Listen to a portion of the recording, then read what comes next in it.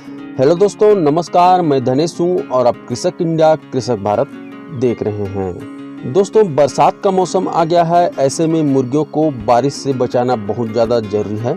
साथ ही साथ बरसात के मौसम में जो बीमारी होती है उनसे भी बचाना हमें ज़रूरी है, तभी हम सक्सेसफुल पोल्ट्री फार्मर बन पाएंगे। दोस्तों, कई किसान साथी मुर्गियों को फ्री रेंज में पालते हैं और कई किसान साथी उसको शेड के अंदर में पालते हैं। तो जो किसान साथी फ्री रेंज में पालते हैं उनको बरसात के दिनों में थोड़ी सी परेशानी होती है।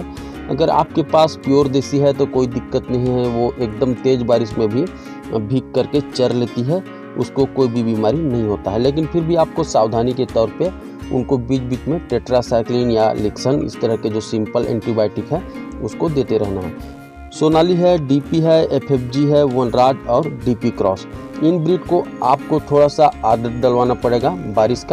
बारिश हल्की हल्की हो रही है और छोड़ सकते हैं।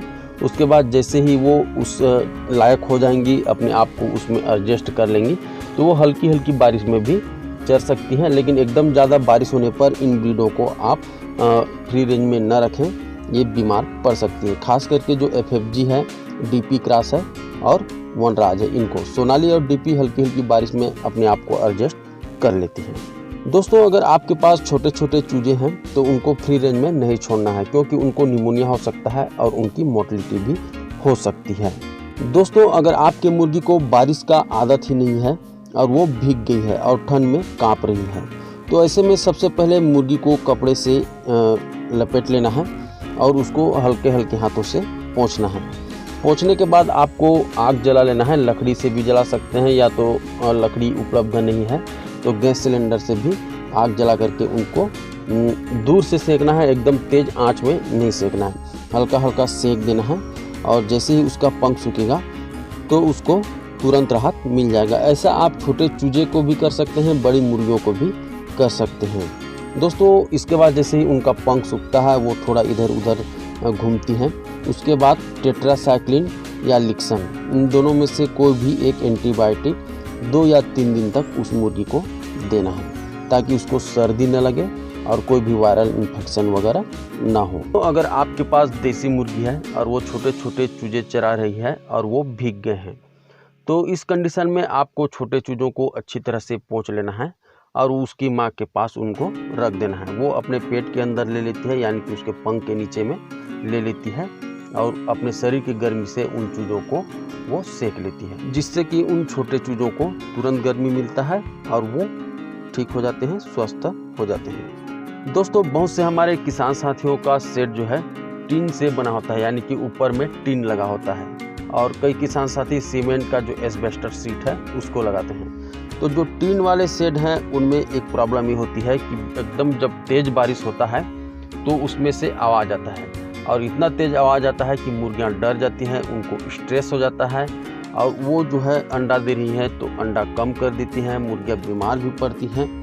तो इस कंडीशन में आपको करना है कि अगर आपका टीन का शेड है तो ऊपर में आपको पैरा डाल देना है, जिसको पुआल भी बोला जाता है, या तो कोई भी जो घास फूस है उसको डाल देना है, ताकि पानी गिरे टीन के ऊपर तो तेज़ी से आवाज़ ना आए और मुर्गियों को डर न लगे।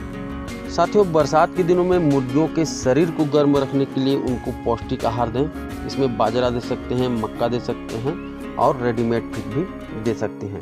ये फीड मुर्गियों के इम्यूनिटी पावर को सही रखते हैं और मुर्गी के शरीर को गर्म भी रखते हैं। दोस्तों, बरसात के दिनों में मुर्गियों को नमी वाला फीड नहीं देना है।